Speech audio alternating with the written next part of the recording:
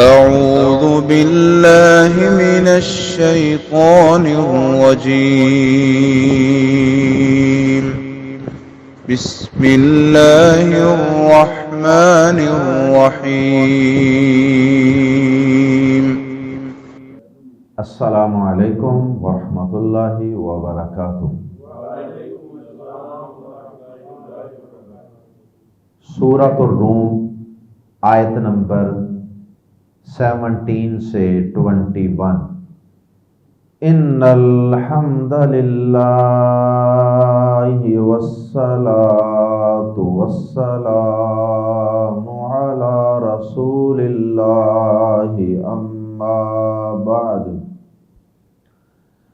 अऊज़ु बिल्लाहिस समीइल अलीम मिनश शैतानिर रजीम मिन हमज़िही व नफ़्ख़िही व नफ़्थिही। फसुब्हानल्लाहि हीन तुमसून व हीन तुस्बिहून वलहुल हम्दु फिस्समावाति वल अर्ज़ि व अशिय्यन व हीन तुज़हिरून। युख़रिजुल हय्य मिनल मय्यिति व युख़रिजुल मय्यित मिनल हय्यि व युह्यिल अर्ज़ बअद मौतिहा।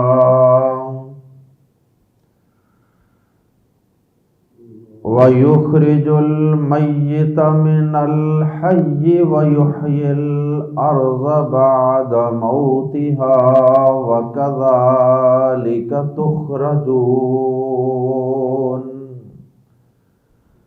वमिन आयातिही अन ख़लक़कुम मिन तुराबिन सुम्मा इज़ा अंतुम बशरुन तंतशिरून। वमिन आयातिही अन ख़लक़ लकुम मिन अनफुसिकुम अज़वाजन लितस्कुनू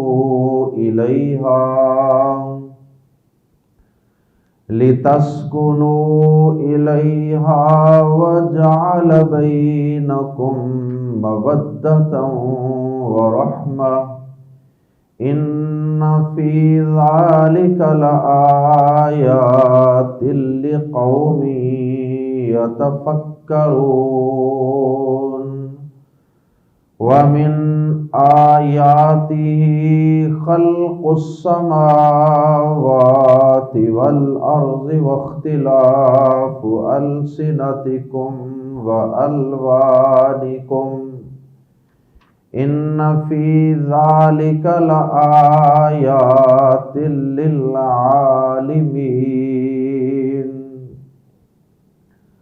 वमिन आयातिही मनामुकुम बिल्लैलि वन्नहारि वब्तिगाउकुम मिन फ़ज़लिही। इन्न फी ज़ालिका लआयातिन लिक़ौमिन यस्मऊन। वमिन आयातिही युरीकुमुल बर्क़ ख़ौफ़न व तमअन व युनज़्ज़िलु मिनस समाइ माअन फ़युह्यी बिहिल अर्ज़ बअद मौतिहा। इन्न फी ज़ालिका लआयातिन लिक़ौमिन यअक़िलून। वमिन आयातिही अन तक़ूमस समाउ वल अर्ज़ु बिअम्रिही सुम्मा इज़ा दअाकुम दअवतम मिनल अर्ज़ि इज़ा अंतुम तख़्रुजून।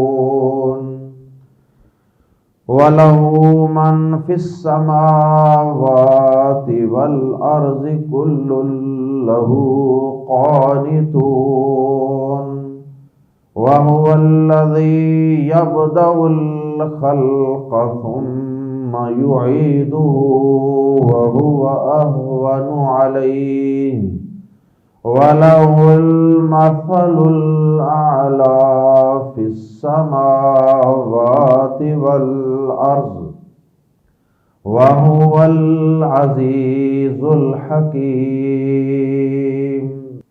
گزشتہ آیات میں اللہ رب العزت نے دو گروہوں کا انجام بیان فرمایا تھا۔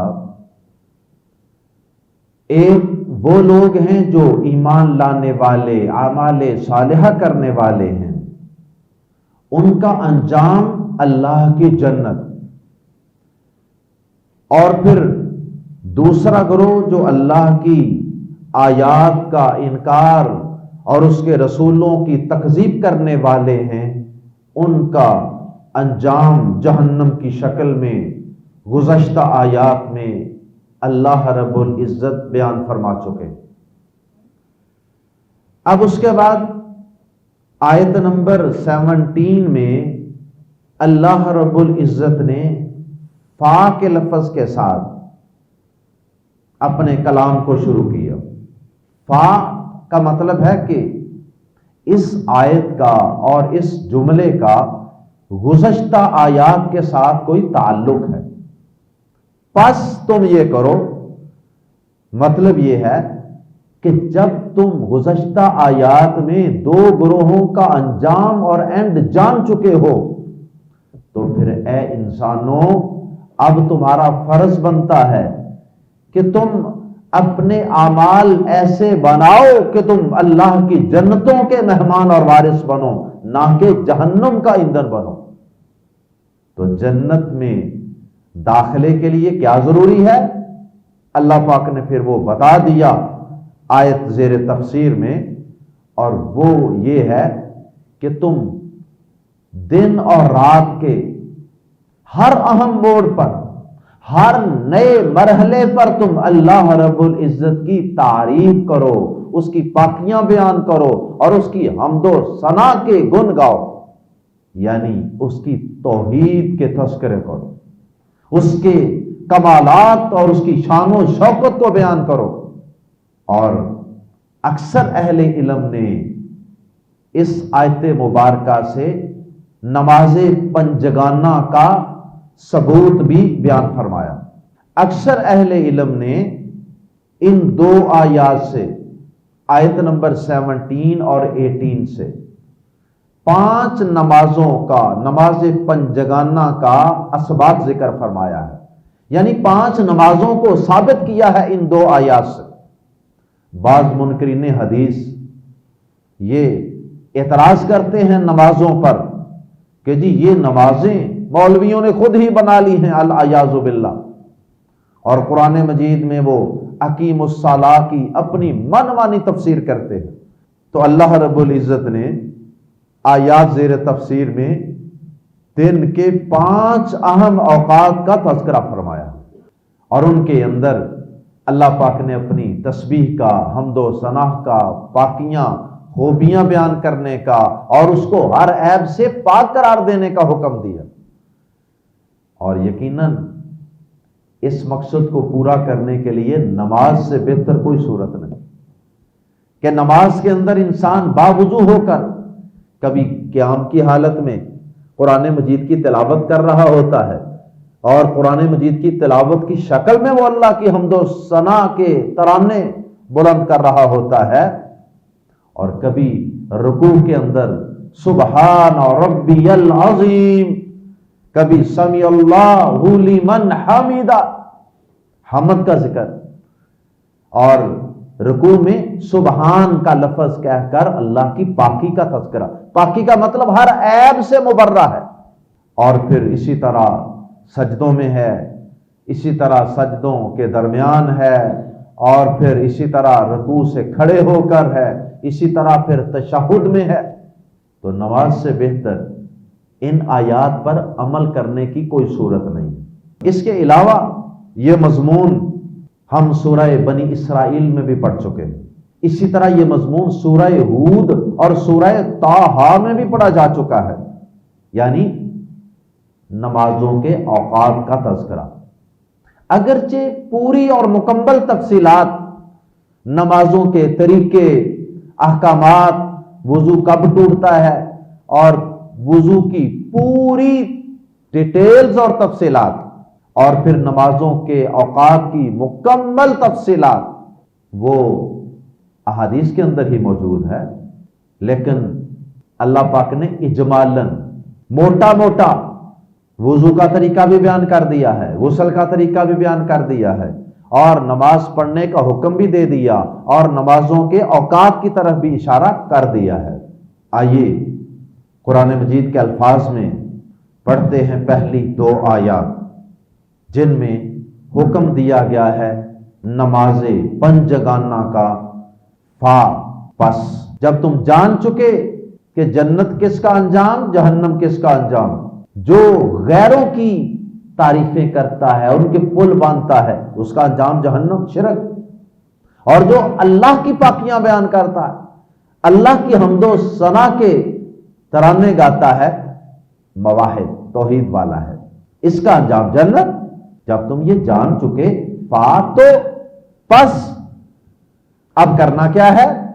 سبحان اللہ، پس اب تم پہ لازم ہے سبحان اللہ، اللہ کی تسبیح کرو، اللہ کی پاکی بیان کرو، اللہ کو ہر عیب کمزوری سے بے عیب ہونا اور مبرہ اور منزہ ہونا قرار دو۔ یہ سبحان اللہ، یہ لفظ ہم کثرت سے پڑھتے ہیں نا، سبحان اللہ، اللہ پاک، اللہ پاک ہے، اس کا لفظی معنی ہے اللہ کی پاکی، اور یہ اصل میں جملہ پورا یوں ہے، سبحو، پاکی بیان کرو، سبحان اللہ، اللہ کی پاکی۔ تو سبحو کا فعل امر وہ حذف کر دیا گیا اور صرف سبحان اللہ کو قائم رکھا گیا۔ یہ سبحان اللہ مفعول مطلق ہے گرامر کی اصطلاح میں، اور اس کی اردو زبان میں ہم مثال کئی دفعہ عرض کر چکے ہیں۔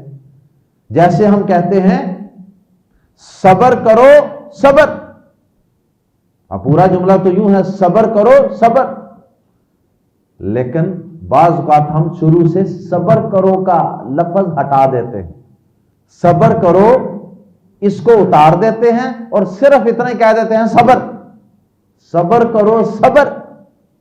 تو وہ جو صبر کا آخری لفظ تھا وہ مفعول مطلق تھا، اس کو قائم رکھا اور پہلا حصہ حذف کر دیا۔ یہ اردو زبان میں بھی طریقہ رائج ہے۔ تو سبحان اللہ کے ساتھ شروع میں کوئی لفظ ہوتا ہے جو حذف ہوتا ہے۔ جب ہم خود کہتے ہیں نا سبحان اللہ، تو اس وقت شروع میں ہوتا ہے سبحت، میں نے پاکی بیان کی ہے، سبحت سبحان اللہ، میں نے پاکی بیان کی ہے سبحان اللہ، اللہ کی خوب پاکی۔ اور یہاں چونکہ اللہ پاک کہہ رہے ہیں تو یہاں فعل امر ہے کہ سبحو، پاکی بیان کرو، سبحان اللہ، اللہ کی پاکی، سبحان اللہ، پس اللہ کی تسبیح کرو، ہینا، جس وقت تم سونا، تم شام کرتے ہو۔ صبح شام کی ہم دعائیں بھی پڑھتے ہیں نا، اس کے اندر بھی یہ الفاظ آتے ہیں، امسینا، ہم نے شام کی، اصبحنا، ہم نے صبح کی، ہینا تم سونا، جب تم شام کرتے ہو۔ مساء کہتے ہیں شام کو، رات کے ابتدائی حصے کو شام کہتے ہیں۔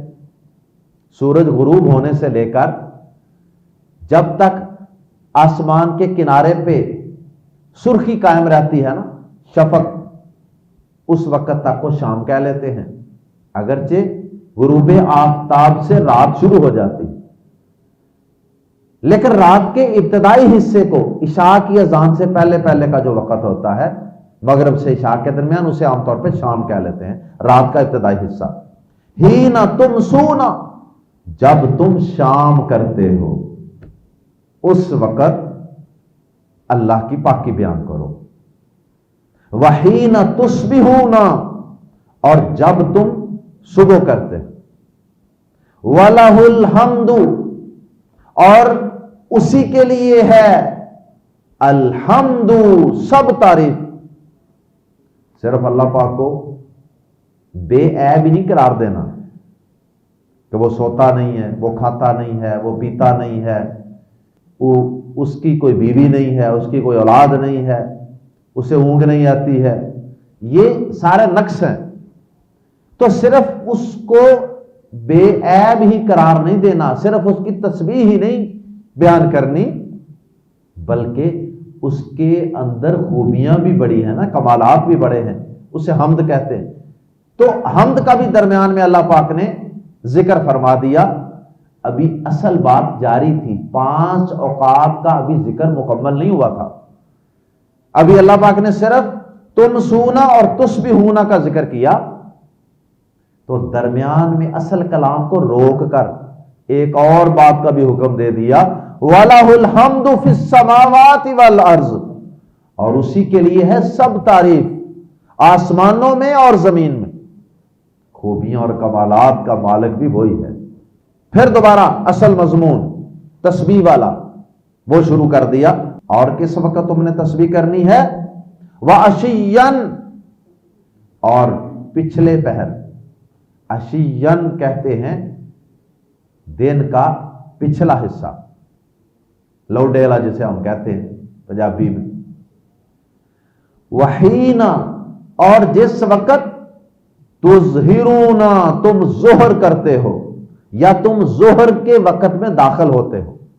دن اور رات کے اوقات میں یعنی 24 گھنٹوں میں 5 بڑی تبدیلیاں آتی ہیں، اور ہر تبدیلی اور انقلاب کے وقت اللہ پاک نے اپنی تعریف کرنے کا اور اپنی تسبیح بیان کرنے کا، گویا کہ نماز پڑھنے کا حکم دیا۔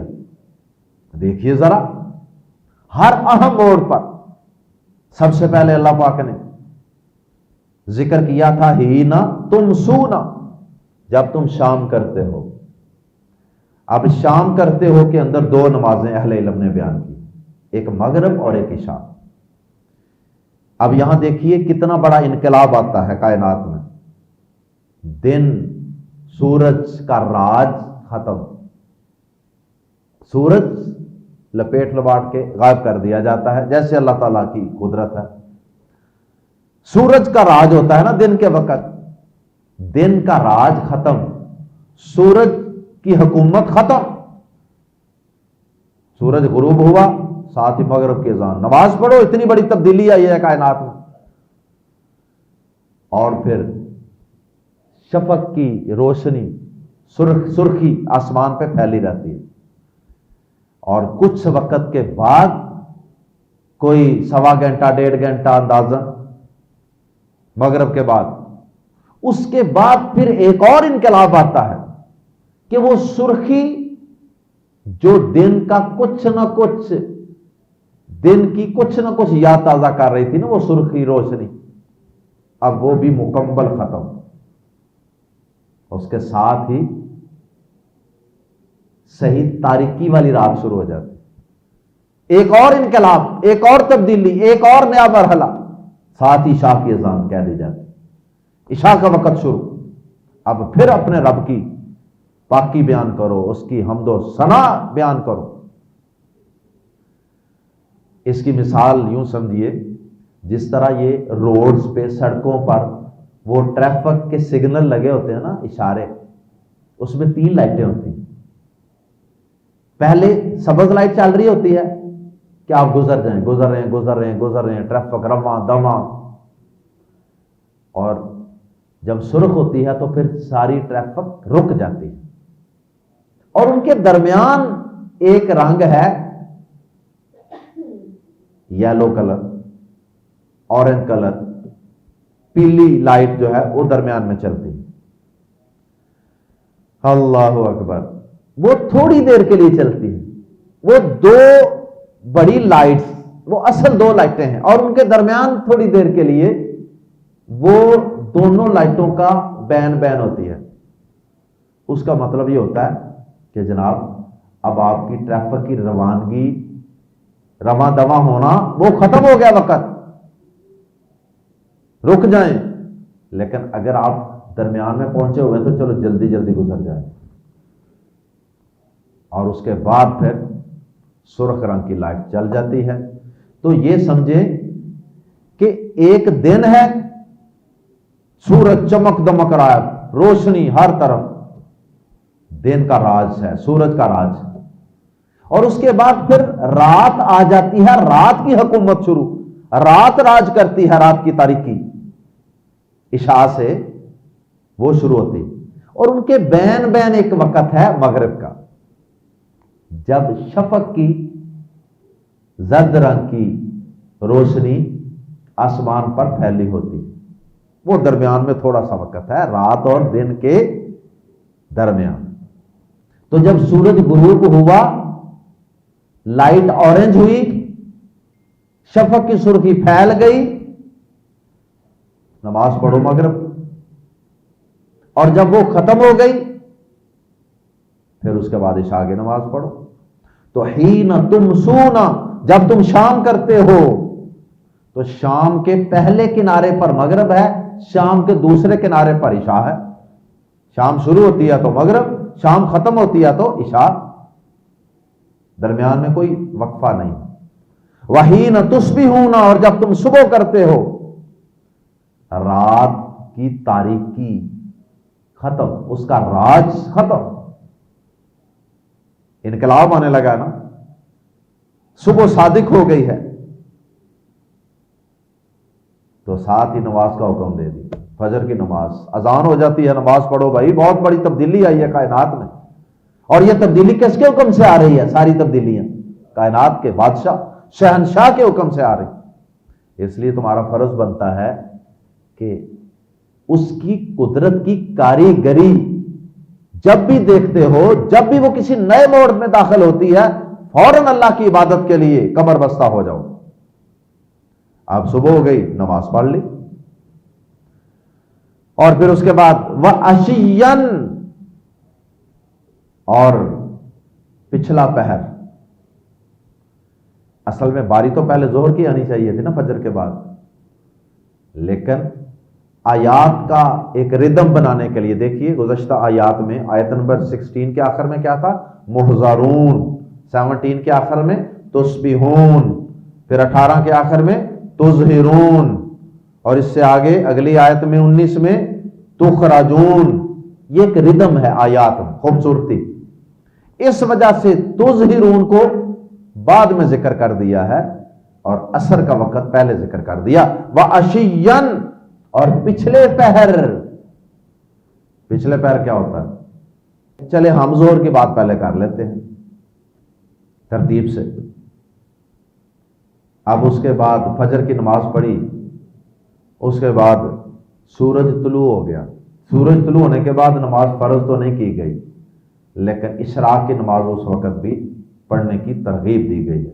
اس کے بعد پھر سورج اپنے پورے جوبن پہ آ جاتا ہے، پورے کلائمیکس، عروج. اور ساتھ ہی وہ ذرا بھی تھوڑا سا بھی ڈلنے لگ جائے، نماز ظہر کے لیے تیار ہو جاؤ. سورج کو اب زوال آنے لگا ہے، ڈلنے لگا ہے، پورے کلائمیکس پہ ہے اس وقت بھی نماز ظہر. پھر اس کے بعد جب پچھلا وقت آئے گا، سورج کی روشنی ماند پڑنے لگ جائے گی، سورج پہ بڑھاپا طاری ہو جائے. اس وقت تم نے عصر کی نماز پڑھی. وہ بھی ایک انقلاب آ رہا، دودھ کے اندر آہستہ آہستہ زردی آنے لگ جاتی ہے، سورج کی وہ تمازت، وہ چمک دمک نہیں رہتی. بہرحال یہ 5 اس کائنات کے اندر نظام عالم میں روزانہ ہونے والی تبدیلیاں ہیں جنہیں ہر انسان ملاحظہ کرتا ہے.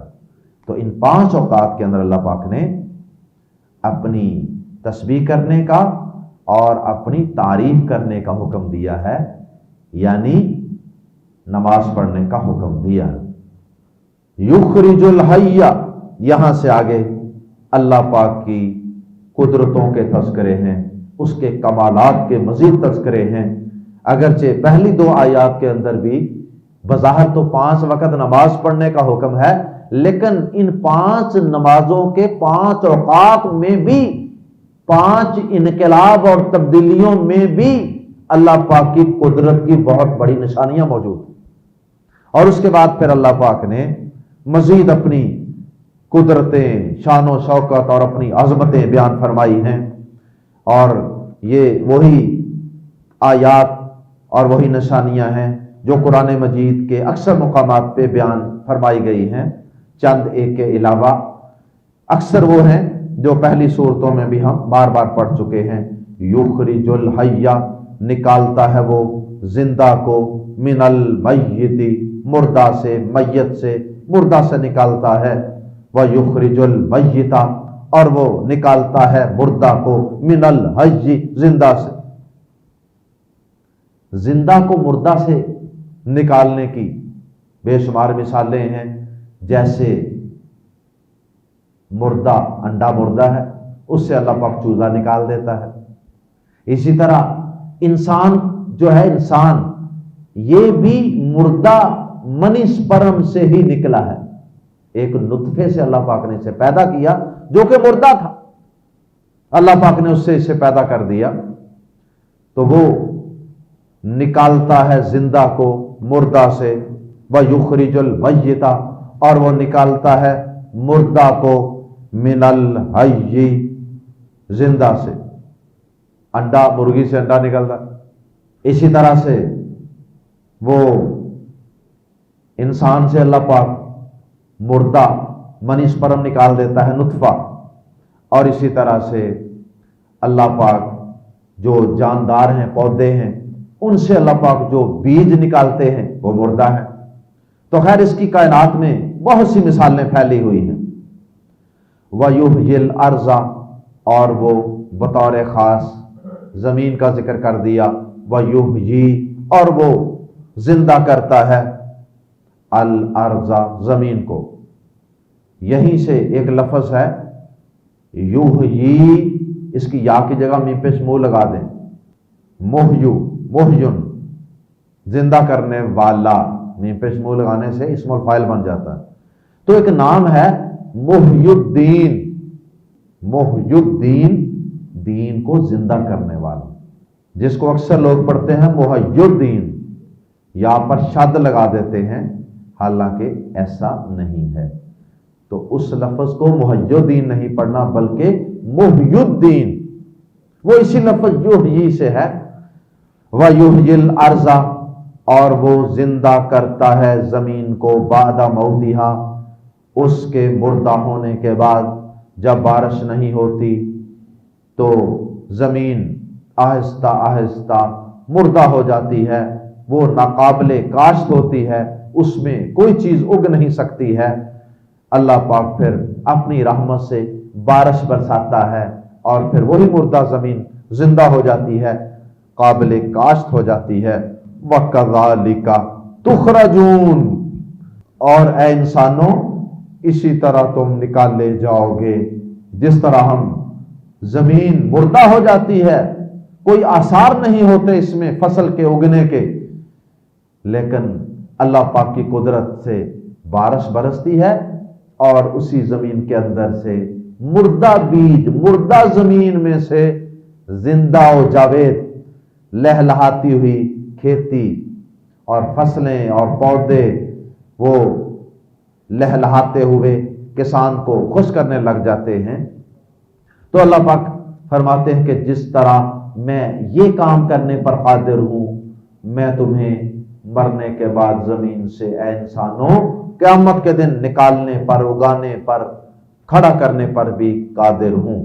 وَمِنْ آیَاتِهِ، یہ تقریباً 6 آیات ہیں جو وَمِنْ آیَاتِهِ سے شروع ہو رہی ہیں۔ وَمِنْ آیَاتِهِ، اور اس کی نشانیوں میں سے ہے ان کے خالقہ، اس نے پیدا کیا کم تمہیں، من تراب، مٹی سے، اور اس کی نشانیوں میں سے ہے کہ اس نے پیدا کیا تمہیں من تراب، حقیر سی مٹی سے. مٹی انسان کی نظر میں بھی کوئی خاص وقت نہیں رکھتی. دھول اڑ رہی ہے، مٹی اڑ رہی ہے، تو مٹی ایک حقیر ہونے کی علامت ہے. تراب ان کی تنوین کی وجہ سے ہم ترجمہ کر رہے ہیں حقیر سی مٹی سے. ان خلقکم، اور اس نے پیدا کیا تمہیں، کہ اس نے پیدا کیا تمہیں من تراب، حقیر مٹی سے. مٹی سے کیسے پیدا کیا؟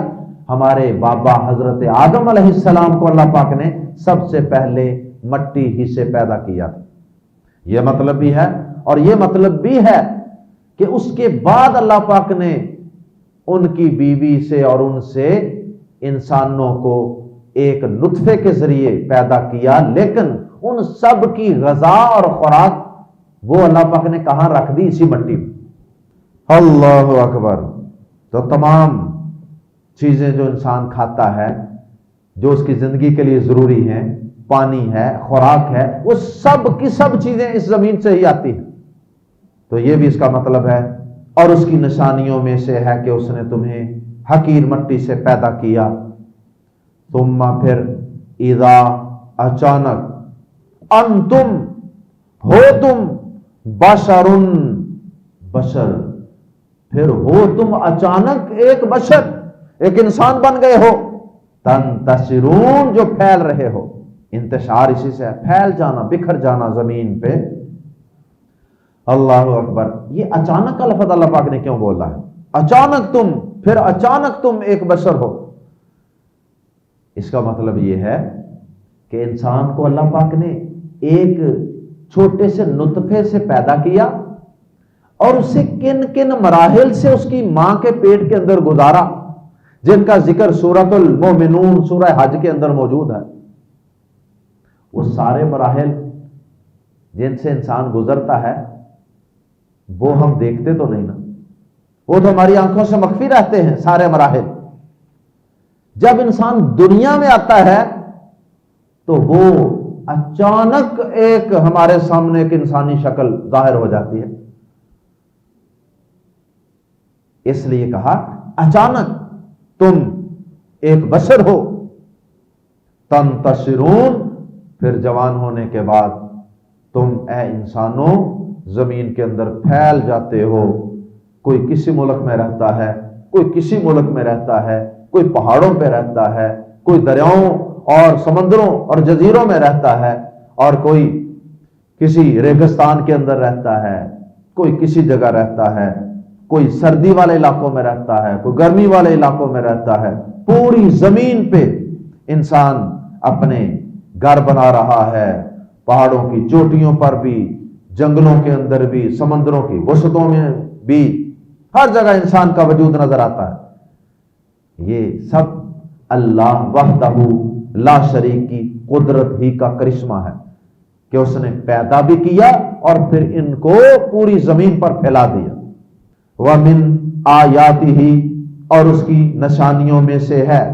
یہ من بار بار جو آ رہا ہے وَمِنْ آیَاتِهِ، اس کا مطلب یہ ہے کہ اس کی نشانیوں میں سے ایک نشانی یہ بھی ہے، یعنی اس کا مطلب یہ ہے کہ اس کی قدرت کی نشانیاں تو بے حد و حساب اور بے شمار ہیں، وہ گنی نہیں جا سکتی، اتنی اس کی قدرت کی نشانیاں ہیں. یہ تو ان نشانیوں میں سے چند نشانیاں ہیں جو بیان کی جا رہی. وَمِنْ آیَاتِهِ، اور اس کی نشانیوں میں سے ہے ان کے خلق، اس نے پیدا کی، لکم تمہارے لیے، تمہاری خاطر، من انفسکم تمہاری جانوں میں سے، تمہاری جنس میں سے. اللہ اکبر. مطلب یہ ہے کہ وہ کوئی جنات کی جنس میں سے نہیں ہے، وہ کوئی اور مخلوق نہیں ہے، بلکہ تمہاری ہی جنس میں سے، انسانی جنس میں سے ہی پیدا کی. ازواجن، بیویاں، زوج کی جمع ازواج. اور اس کی نشانیوں میں سے ہے کہ اس نے تمہارے لیے تم ہی میں سے، تم ہی سے بیویاں پیدا کی. ظاہر ہے کہ وہ بھی جو عورت ہوتی ہے وہ بھی کسی مرد کی بیٹی ہوتی ہے، تو مردوں سے ہی پیدا ہوتی ہیں عورتیں بھی. اور مقصد کیا ہے؟ اللہ پاک نے تمہارے سکون کے لیے، تمہاری راحت کے لیے، راحت و آرام کے لیے اللہ پاک نے تمہاری جن سے تمہارا کپل جوڑا پیدا کر دیا، لی تاکہ تسکنو، تم آرام پاؤ، تاکہ تم سکون حاصل کرو، الیہا، ان کی طرف جا کر۔ اللہ اکبر۔ ہمارے بابا حضرت آدم علیہ السلام کو جنت میں اللہ پاک نے ہر نعمت عطا فرمائی، لیکن اس کے باوجود سورۃ الاعراف آیت نمبر 189 میں اس کا ذکر ہے، اس کے باوجود انہوں نے پورا سکون نہیں پایا جب تک اللہ پاک نے ان کی جنس میں سے ان کی بیوی پیدا نہیں کر دی۔ وَهُوَ الَّذِي سورہ اعراف میں اللہ پاک نے فرمایا هُوَ الَّذِي خَلَقَكُم مِّن نَفْسٍ وَاحِدَةٍ وَجَعَلَ مِنْهَا زَوْجَهَا لِيَسْكُنَ إِلَيْهَا، تاکہ وہ آدم علیہ السلام اس سے اپنی بیوی سے سکون حاصل کریں۔ یہ ایک فطری چیز ہے کہ اللہ پاک نے مرد کے لیے عورت کو سکون بنایا، اور اسی طرح عورت کے لیے مرد کو سکون بنایا۔ اور مرد اور عورت اگر شریعت کی حدود میں رہتے ہوئے اپنی اپنی ذمہ داریاں ادا کرتے رہیں تو واقعی 24 کے 24 گھنٹے ہی وہ ایک دوسرے کے لیے سکون کا باعث ہے، راحت کا باعث ہے۔ ورنہ اگر انسان اکیلا ہوتا تو وحشت ہوتی اور ایک عجیب و غریب قسم کی تنہائی انسان کو محسوس ہوتی۔ اگر سمجھ نہ آئے تو ان بوڑھوں سے پوچھ لیں کہ جن کی بیویاں فوت ہو چکی، بڑھاپے کے اندر ان پہ کیا بیتتی۔ اللہ اکبر۔ اور یہ بھی اللہ پاک کی قدرت کی نشانی ہے کہ اس نے مردوں اور عورتوں کا تناسب اور ان کی تعداد ہر دور میں 50% کے قریب ہی رکھی ہے۔ یعنی کبھی ایسا نہیں ہوا کہ عورتوں کی تعداد جو ہے وہ 20% ہو جائے اور 80% مرد ہو جائے۔ یہ اس رب کا اندازہ ہے، یہ اس کی تقدیر ہے جو کبھی غلط نہیں ہو سکتی۔ اور یہ مرد اور عورت کے نکاح کی ضرورت اللہ پاک ہر دور کے اندر پوری کرتا رہتا ہے۔ اور پھر مزید اس کی قدرت کی نشانی یہ ہے وَجَعَلَ، اور اس نے بنا دی، رکھ دی، بینکم، تمہارے درمیان، خامد بیوی کے درمیان، ہسبینڈ وائف کے درمیان، مودتاً، محبت، تمہارے درمیان رکھ دی محبت یا دوستی، ورحمتاً، اور ایک طرح کی رحمت۔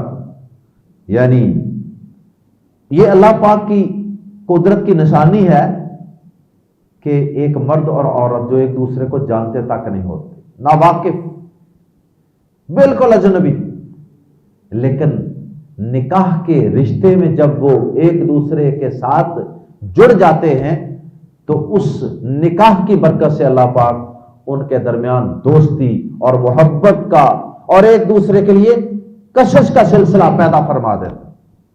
اور پھر اللہ پاک نے ان کے درمیان ایک قسم کی رحمت بھی پیدا فرما دی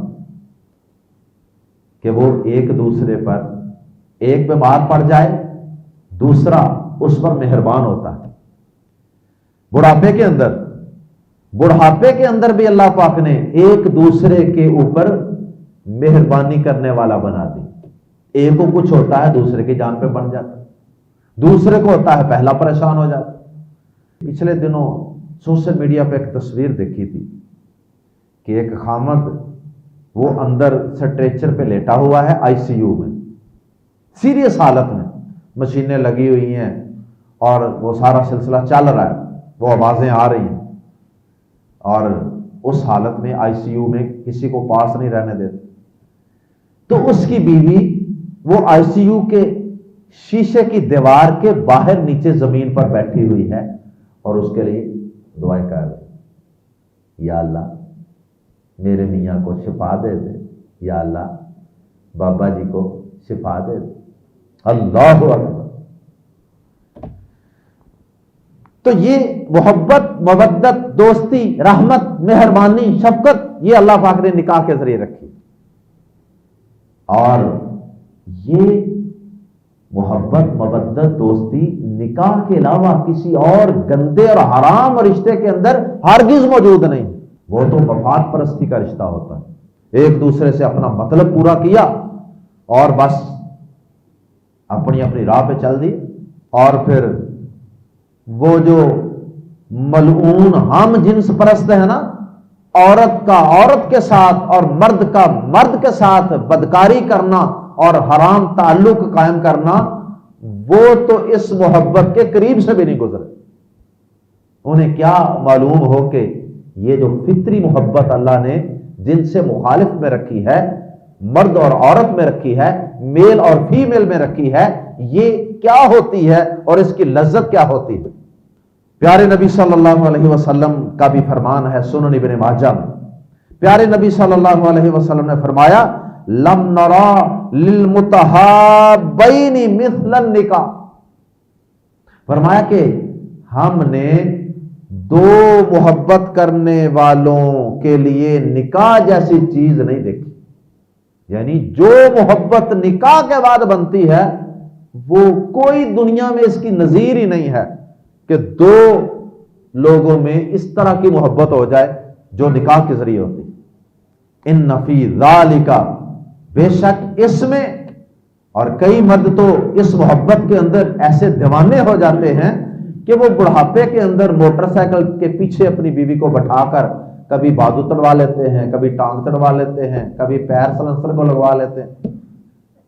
مفسرین نے یہاں ایک فرق بھی بیان کیا.